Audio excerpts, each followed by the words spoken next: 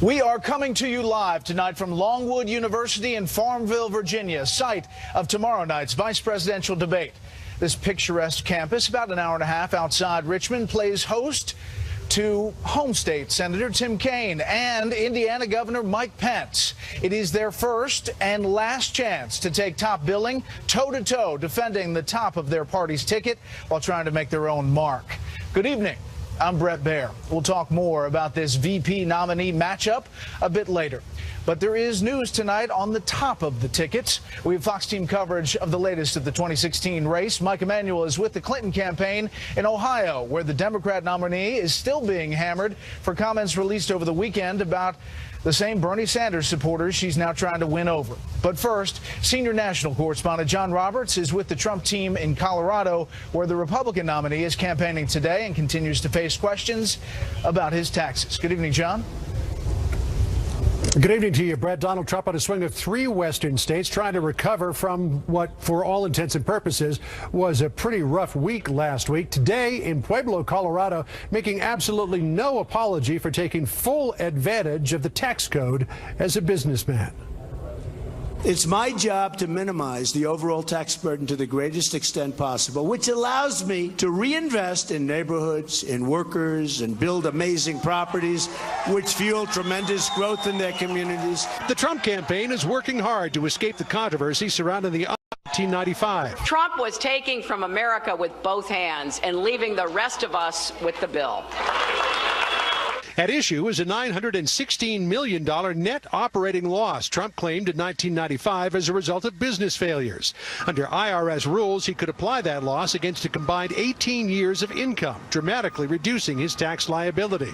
The Clinton campaign insists Trump is gaming the system, but what he did appears perfectly legal. The net operating loss provision exists as an ordinary part of the tax code to smooth out income over time for companies. You can imagine a startup company, for example, that for the first 5 years of their existence, they lose a lot of money, and then in the 6th year they earn profits. But you still want a tax code that accounts for those losses in the first years of their existence. Trump has tried to turn the tables on Clinton today, hitting her on how she and Bill Clinton made their money after leaving the White House. Her only method of making money is by selling government favors and granting access to special interests, know nothing about how businesses succeed and grow. Hillary Clinton has never created a single job in her entire life. But at the same time, he found himself on defense over his Trump Foundation. New York's Democratic Attorney General Eric Schneiderman, a Clinton supporter, ordered the foundation to stop fundraising because it lacked the requisite certification to solicit money from the public. In a statement, Trump spokeswoman Hope Hicks said, "While we remain very concerned about the political motives behind AG Schneiderman's investigation, the Trump Foundation nevertheless intends to cooperate fully with the investigation." Earlier in the day, Trump tried to take advantage of the 14-point lead he enjoys over Hillary Clinton among veterans in a new Fox News poll, speaking to a veterans group in Virginia. But he ran into a storm of controversy when asked how, as president, he would address the issue of PTSD. When people come back from war and combat and they see things that maybe a lot of the folks in this room have seen many times over, and you're strong and you can handle it, but a lot of people can't handle it. Trump was ripped in both the media and on Twitter for appearing to suggest that strong people don't suffer PTSD. The Marine Staff Sergeant who asked him the question, Chad Robichaux, responded to that criticism late this afternoon saying, quote, "It's sickening to me that anyone would twist Mr. Trump's words to me, comments to me rather, in order to satisfy a political agenda." Brett? John Roberts with the Trump campaign in Colorado. John, thank you. The Clinton campaign is once again trying to get past the nominee's disparaging comments about supporters of other candidates. This comes as the Democrat works to fight off Donald Trump in a key Midwestern state. Senior political correspondent Mike Emanuel is in Akron, Ohio tonight. Good evening, Mike. Brett, good evening. Hillary Clinton is in Ohio tonight trying to make the case she has a better vision for our economy, and she's hoping the endorsement of a sports legend here will help. Because I know it's for sure. I hope to be elected president, but I know here in Ohio, LeBron will always be the king. Hillary Clinton returned to battleground Ohio today after receiving the endorsement of NBA superstar LeBron James last night. James plays for the NBA champion Cleveland Cavaliers and is extremely popular here. He was born and raised in Akron. Yet she's still dealing with the fallout of audio of her knocking Bernie Sanders supporters during the primary. Some are new to politics completely. They're children of the Great Recession, and they are living in their parents' basement. In that leaked audio where Clinton is explaining to her donors the Bernie Sanders phenomenon, Clinton said she didn't want to throw a wet blanket on their idealism. You want people to be idealistic. You want them to set big goals. Those of us who understand this, who have that experience, who have worked in it, know that it's a false promise. Look, of course it does, but we're in the middle of a campaign, and trust me, if you go to some of the statements that I made about Hillary Clinton, you can see real differences. The Real Clear Politics average of recent Ohio polls reveals a close race with Trump leading Clinton by 3.4. 45.4 to 42. Despite the fact Clinton and her husband have collected millions in paid speeches from Wall Street, she tried to convince Main Street, if elected, she'll fight the big banks. One of the nation's biggest banks bullying thousands of employees into committing fraud against unsuspecting customers. We are not going to let corporations like Wells Fargo use these fine print gotchas to escape accountability. Clinton is also trying to convince Ohio voters she's opposed to and will continue to oppose the Trans-Pacific Partnership, which has become wildly unpopular with workers here and across the Rust Belt. Brett? Mike Emanuel traveling with the Clinton campaign in Akron, Ohio. Mike, thank you. There is new evidence tonight that the FBI and Justice Department agreed to destroy the computers belonging to senior Clinton aides in exchange for their cooperation in the now closed criminal investigation. Chief Intelligence Correspondent Catherine Herridge with the latest on that. Good evening, Catherine. Well, thank you, Brett. Writing to the Attorney General Loretta Lynch, the Republican chairman of the House Judiciary Committee, said the 5 immunity deals include 2 side agreements with Clinton attorneys Cheryl Mills and Heather Samuelson, who oversaw the sorting and destruction of 30,000 Clinton emails deemed personal. Under the Justice Department deal, the FBI got access to their computers, and in return, they were shielded from prosecution for obstructing justice, and the FBI agreed to destroy the laptops after concluding its search.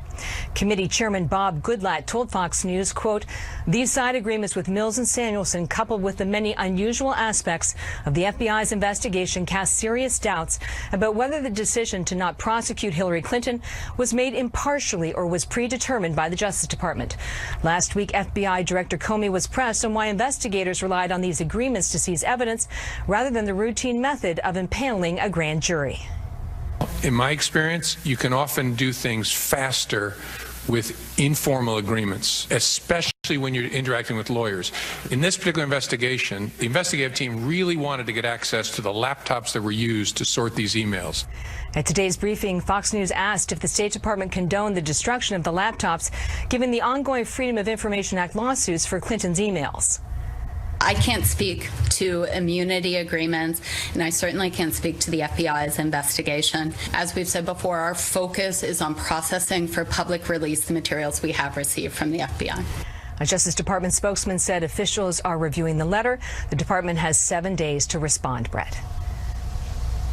Catherine, we've been hearing a lot about this WikiLeaks announcement that they're going to come out with some blockbuster that's going to change this race, but it's been changed now to a video release tomorrow? Well, that's right. The head of WikiLeaks, Julian Assange, canceled a dramatic announcement from the balcony of the Ecuadorian embassy in London, where he's been living for the past 5 years, to avoid extradition to Sweden, where he faces sex charges. In a tweet posted today, WikiLeaks said the presentation was moved to Berlin and will now be a live video link after developing specific information about Assange's safety.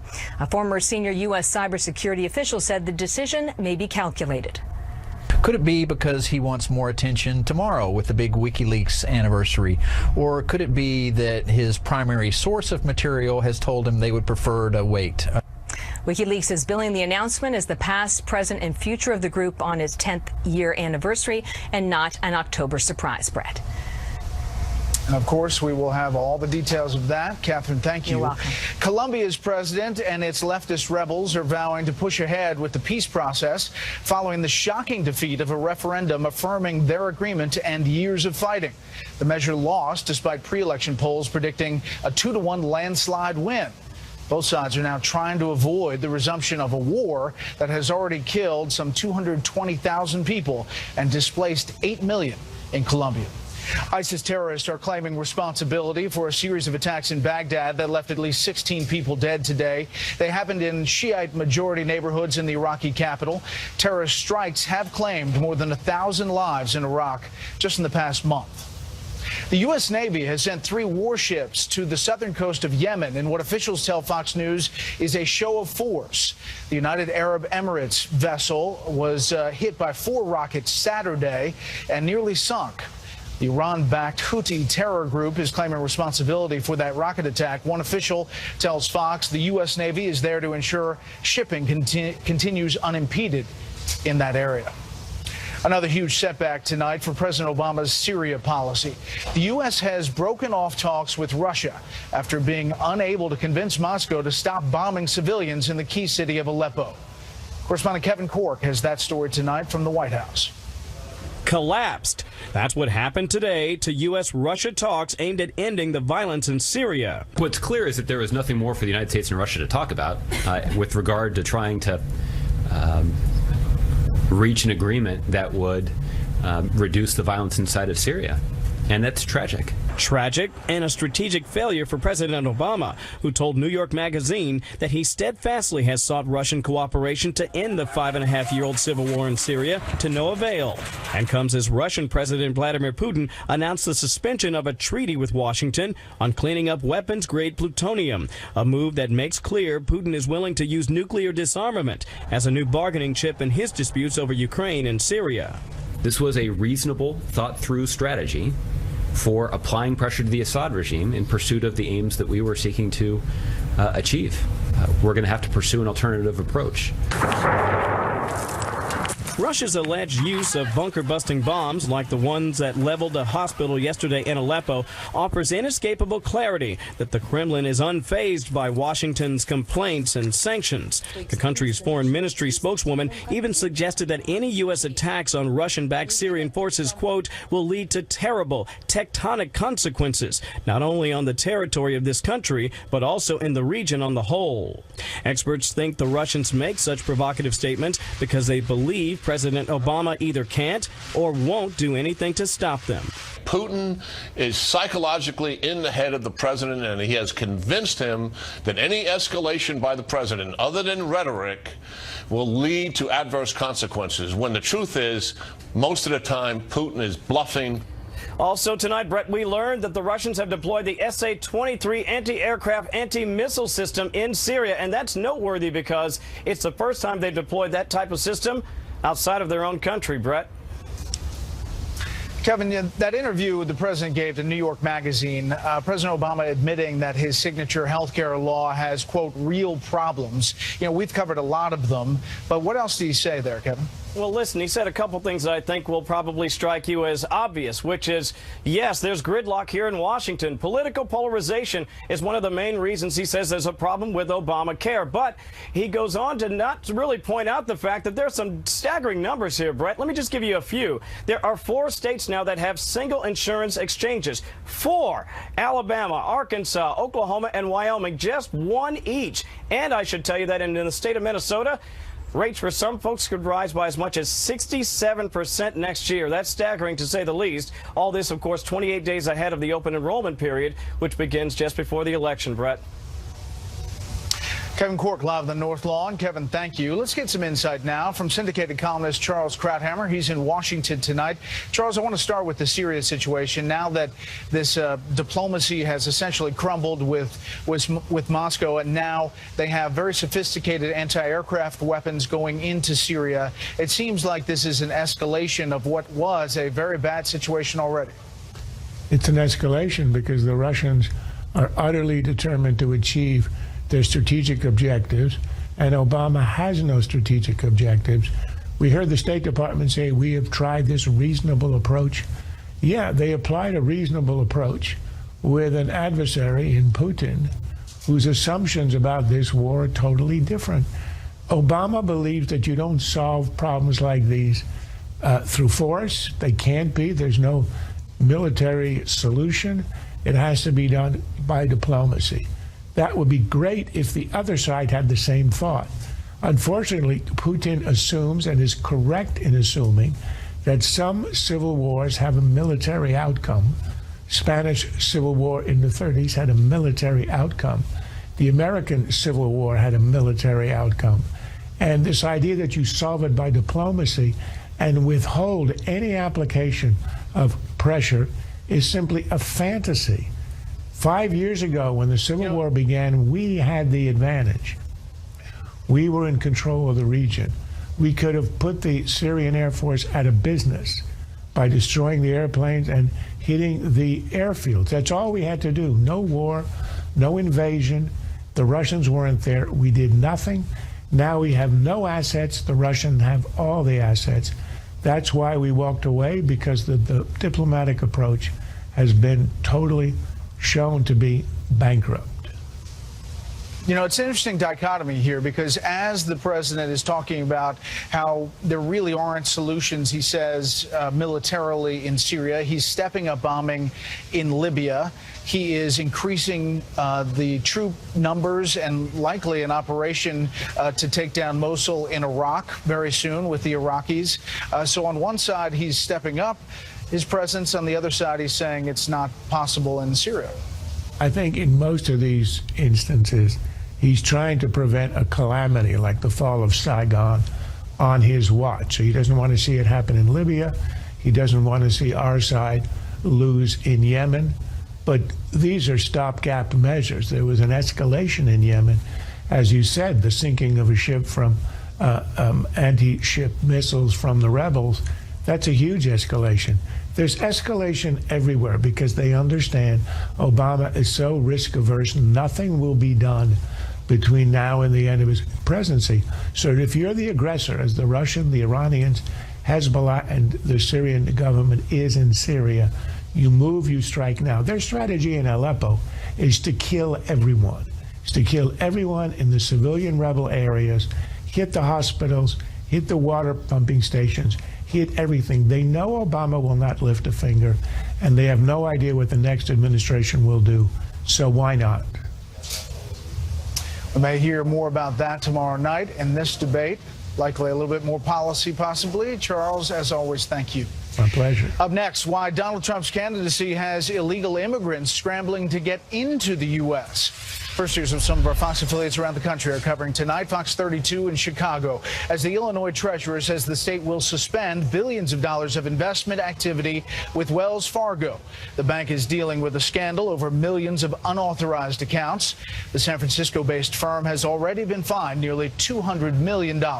And this is a live look at Orlando from our affiliate, Fox 35. The big story there tonight, preparations for powerful Hurricane Matthew.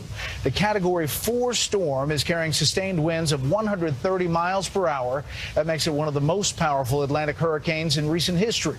Hundreds of spouses and family members of U.S. military personnel at Guantanamo Bay, Cuba, have been relocated to Florida as of this hour. But detainees and those assigned to guard them down at Gitmo, well, they're buckling down and staying put. That is tonight's live look outside the Beltway from Special Report. We are outside the Beltway as well. And as we head to break, a little bit extra about the university hosting Tuesday's debate. Longwood University was founded in 1839 as an all-girls school before going fully co-ed in 1976. Today, 5,000 students attend this university that was chosen out of about 100 places to host the 2016 vice presidential debate. This week, about 1,000 volunteers are assisting guests and the media to make sure everything goes smoothly for Tuesday's one and only debate between Governor Mike Pence and Senator Tim Kaine. Some of them are helping us here on set, so thanks to them. Special Report continues after a quick break. gorgeous southern campus here in Virginia. This is the first Monday in October. It's the start of the U.S. Supreme Court term and the day we find out what the court will be doing in coming months. Justices will not hear an appeal from the NFL's Washington Redskins over the government's decision to cancel its trademarks at the urging of some Native Americans. But a separate case involving an Asian American rock band called the Slants is challenging whether trademark law violates the First Amendment. That will impact the Redskins case. The court has denied an Obama administration request to break its recent tie over the president's plan to protect millions of immigrants once a ninth justice is confirmed. They split 4-4 in June, effectively killing the White House plan to shield the immigrants from deportation. The court has been shorthanded, of course, since the death of Justice Antonin Scalia in February, and the president's nominee for the Supreme Court, Merrick Garland, has so far been denied a Senate hearing. Customs and Border officials report a 97% increase in the apprehension of family units at the U.S.-Mexico border in the first 11 months of this fiscal year. Correspondent Casey Stiegel tells us about one big reason so many people are making a run for the border right now. Wow. Thank you. Call it the Trump effect. An immigrant tells Fox News smugglers now using Donald Trump as a marketing tactic. Their pitch, get here before the wall goes up. We have an election going on and the world follows this election. The latest border surge poses many of the same concerns as it did in 2014. Agents diverted from their official duties, raising serious national safety concerns. We don't know where these folks are headed. They tell us they're headed to a certain address, but there's really no way for us to verify that. At the height of the crisis 2 years ago, the total of family units taken into custody stood at more than 66,000. As of last month, it was already well past that at more than 68,000. It has volunteers working double time at the Sacred Heart Catholic Church in the border community of McAllen, Texas. We provide them with an opportunity to clean themselves up, take a shower, get clean clothing, get hygiene items. Officials say they're helping anywhere from 100 to 200 immigrants each day. Many come to get on their feet once ICE releases them and they're allowed to settle in America until their future immigration court hearing. They need our help, and so we need to be able to not turn our backs on them. The feds say this has nothing to do with a lack of compassion, but argue opening our doors to everyone is a slippery slope. We have to give them the big boy rules and hope they're telling us the truth. Nearly 2/3 of all apprehensions happen right here in Texas, largely because of how porous and rugged the terrain is. Brett? Casey Stiegel in Texas. Casey, thanks. A down start to the week on Wall Street. The Dow dropped 55 today. The S&P 500 was off 7. The Nasdaq lost 11.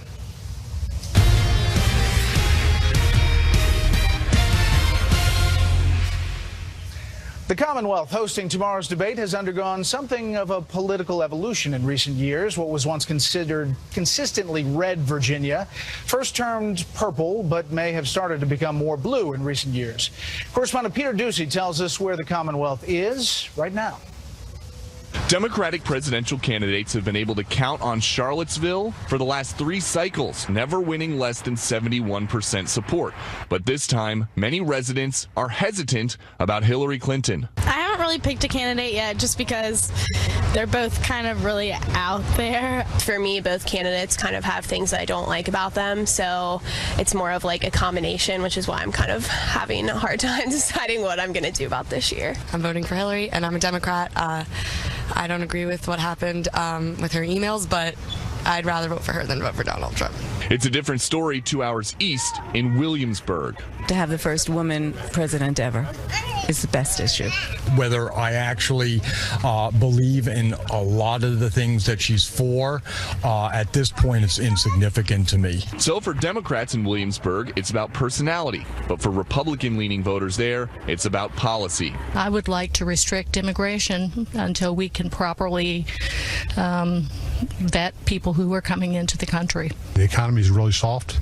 We need to do something about it. Then there's the Old Dominion's biggest city, Virginia Beach, where there's a big military community and where residents are looking for change and stability. This is a big military area here too, as well. And I think a lot of people are concerned about the protection of our country, with all the bombings and everything going on. It's a big issues. My health insurance quadrupled because I have 4 kids. So, I can go into how I feel about that, but I know many people feel the same way. That just didn't work out like as was talked about before somebody was elected. Politics has been serious business here in Virginia since before there was a United States. There's living history everywhere that you turn, and many voters tell us they're taking time to make up their minds before helping to write the next chapter. In Williamsburg, Virginia, Peter Ducey, Fox News. Tomorrow's vice presidential debate here will feature 2 contestants with an awful lot in common. Both are middle-aged white fathers of 3 with law degrees. Both spent time in Congress and as governors. They have conveniently flexible positions on trade and a willingness to talk about their faith. Chief legal correspondent Shannon Bream looks at how social issues may play a part in tomorrow's event. 2 men who grew up Catholic, served as governors, and now find themselves battling to be the next vice president. But their ideology on key social issues couldn't be more different. When it comes to abortion, GOP vice presidential nominee Governor Mike Pence is unequivocal. I'm pro-life. I don't apologize for it. And I truly do believe that Roe versus Wade was wrongly decided. And again, overturned more than a century of pro-life laws that had been enacted through the Democratic process in all 50 states. The Democrats' VP pick, Senator Tim Kaine, says he's personally pro-life but supports upholding Roe v. Wade. I've taken the position, which is quite common among Catholics, a personal feeling about abortion, but the right rule for government is to let women make their own decision. The 2 candidates don't agree on the issue of same-sex marriage either. I'll always believe that marriage is between one man and one woman, but my conviction on this matter is that that's an issue that ought to be left up to the states. My full, complete, unconditional support for marriage equality is at odds with the current doctrine of the church that I still attend. But I think that's going to change too. The bishop leading Kaine's home diocese responded, quote, "Despite recent statements from the campaign trail, the Catholic Church's 2,000-year-old teaching to the truth about what constitutes marriage remains unchanged and resolute." There's a very striking contrast between these 2 vice presidential candidates, one who is now evangelical, but I would argue actually is much more consistent with Catholic teaching than Tim Kaine. The Pence-Kaine comparisons come just days after Pope Francis spoke out against schools teaching transgenderism, though he says the church should welcome all people with compassion and mercy. When asked about the upcoming election here in America, he said he would address only a fictional situation. Study the proposals well, pray, and choose in conscience. Kaine has said he supports the Hyde Amendment, which blocks taxpayer money from being used to fund abortion. Hillary Clinton has vowed to repeal it. As vice president, he would be the tie-breaking vote in the Senate should it come to that. Kaine has said he will support Clinton's decision as president, regardless of his personal views. Brett. Shannon Bream in Washington. Shannon, thank you. Fox News correspondent Jennifer Griffin and chief political correspondent Carl Cameron have been traveling with the candidates for months now. Let's get their perspectives on where we are and what we can expect from Tuesday's debate. Months. I mean, you guys have been nonstop. Jennifer, what about the Clinton campaign? What do they expect out of Tim Kaine, and what are they hoping for tomorrow night? Well, I just spoke to an aide, and Kaine has spent 4 full days of mock debate prep down in Raleigh, North Carolina. He's taking a page out of Hillary Clinton's book, and as one aide put it to me, he is a policy wonk, and he has binders full of policies that he is studying. But he also realizes this is about the top of the ticket, and he's going to try to force Mike Pence to take a position on things that Donald Trump has said about his taxes and about things he said about women. And Carl, Governor Pence has been pretty good about that. I mean, even in the toughest things to explain, he's done cleanup on aisle 4 pretty well for the Donald Trump campaign. And they expect that there'll be a good bit of that tomorrow. Part of the challenge for Pence really has a great deal to do with how things went after the first debate for Donald Trump. The reaction hasn't been all that positive. Part of Pence's mission, whether he likes it or not, is to try to reverse that, change the momentum, get back on offense, as opposed to having the top of the ticket on defense. And he has had some policy differences. For the first couple of months of his candidacy, he would not say that Mexico is going to pay for the wall that ticket would build. He has begun to say those things. And for him, the art of the turn will be getting off of defense and defending Donald Trump and going back to the attacks on Hillary Clinton and her policies. The basic message he's going to hit is change. We are the change agent. And following Donald Trump's lead over the last couple of weeks, he will identify the problems the country faces and then lay them squarely at the feet of Hillary Clinton and Democratic policies and challenge her to explain why things are so lousy and why she hasn't been able to do anything. And that has been working. It's just that it was eclipsed by the last debate performance. And one of the questions is, can Donald Trump keep off the Twitters during tomorrow night's debate? I think that's something that, in fact, the Clinton campaign is worried about, that they will be watching Donald Trump to see if he tries to eclipse his own vice president. Yeah, and the over-under whether Senator Kaine speaks Spanish? Well, you have not heard him speaking Spanish that much because they haven't been getting the response from the Hispanic community that they had hoped for when he was chosen as vice president. And how many make America great again? And secure and safe. Okay. Guys, as always, thank you. You guys are great on the trail. Trump talks taxes, Clinton does too, while trying not to talk about Bernie Sanders supporters. We'll talk about all of that with our all-star panel. Before we go to break, a little history about the area surrounding Tuesday's vice presidential debate. It was the site of some of the final days of the Civil War. One of those spots is now known as High Bridge Trail State Park, where in 1865, Confederate troops were unable to stop General Ulysses S. Grant's Union forces from crossing and pursuing them into Farmville, where we are. Soon after, General Robert E. Lee surrendered his army to Grant. Today, the picturesque High Bridge is part of a 31-mile rails to trails path where visitors can walk, run, or ride a bike. Some of the stunning views of this area. Special report continues in just a moment. Hillary Clinton's only experience in cybersecurity involves her criminal scheme to violate federal law, engineering a massive cover-up and putting the entire nation in harm's way. He talks us down. He makes disparaging comments about our country. He calls our military a disaster. Well, it's not. But it might have been if everybody else had failed to pay taxes to support our brave men and women in uniform. Donald Trump and Hillary Clinton on the stump today as we have some new polls. First of all, the Fox average of recent polls. This is national average. It's a race that includes the Libertarian Party and the Green Party as well. And you can see here that Hillary Clinton has plus 2.2 up in the average of these recent polls. Here in Virginia, a new poll out has Clinton up 42% to Trump's 35%. That is from Christopher Newport University. And then Quinnipiac came out with 4 state polls: Florida, North Carolina, Ohio, and Pennsylvania. And you can take a look at how this breaks down.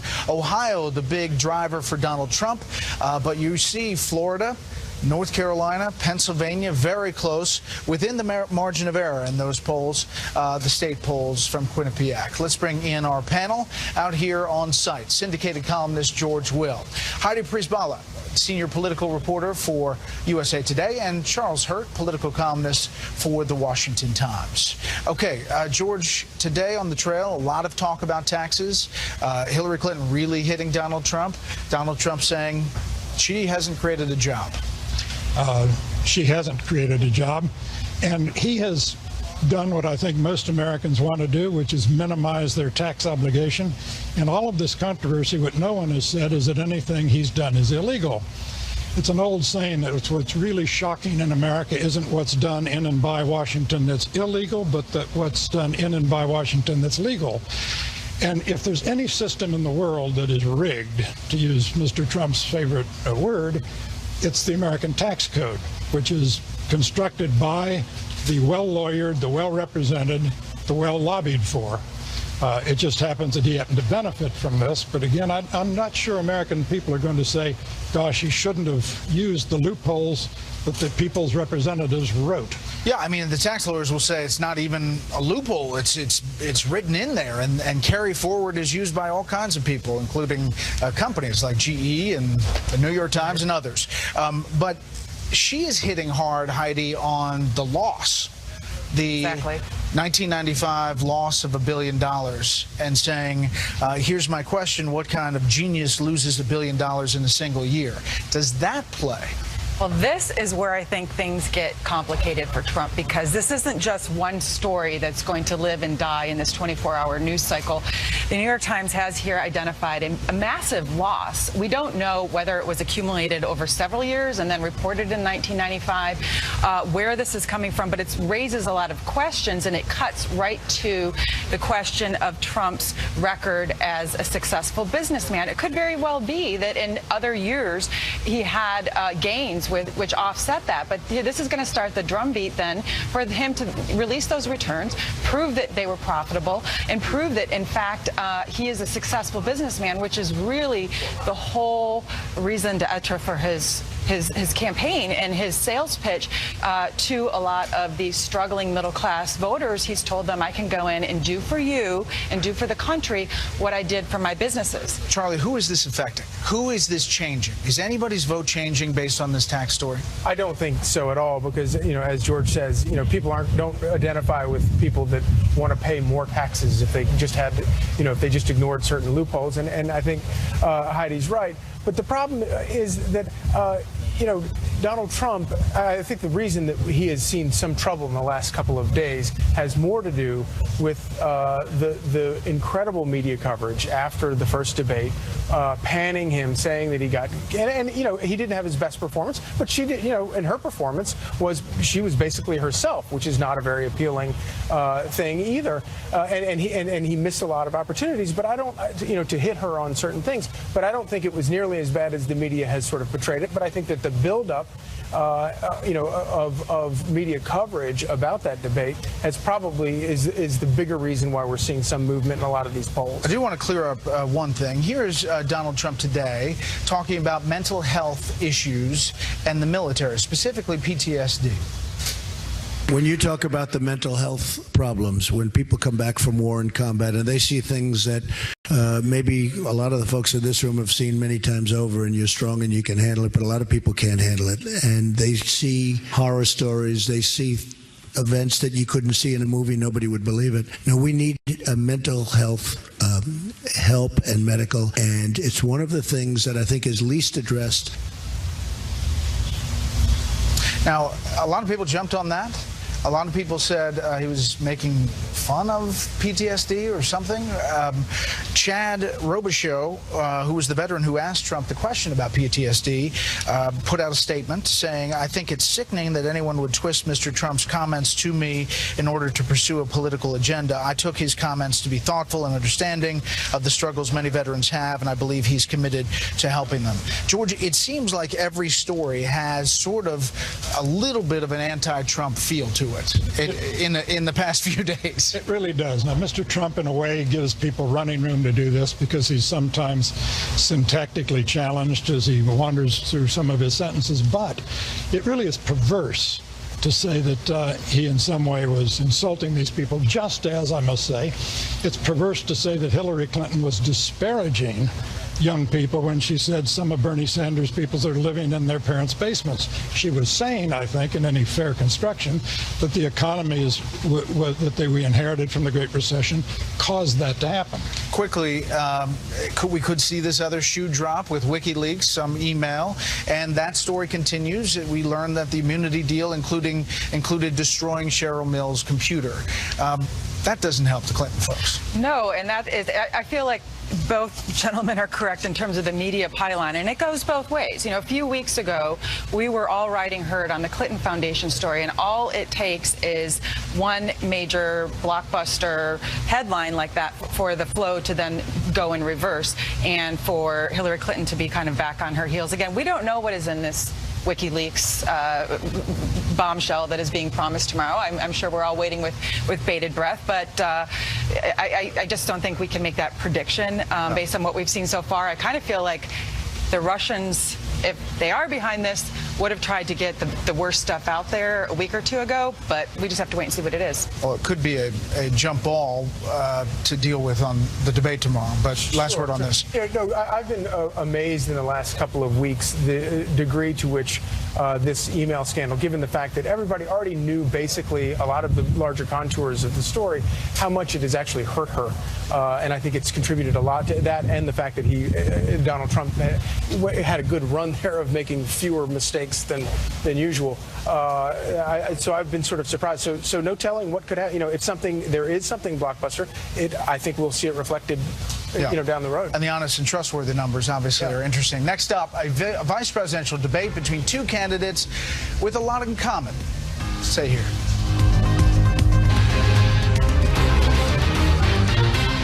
And the truth of the matter is, specifically to Hillary Clinton, it's important that we talk about the record. And I'm looking forward to that debate on Tuesday night. Because this election is about a choice, and people need to think really hard about the record that Hillary Clinton brings on the foreign stage.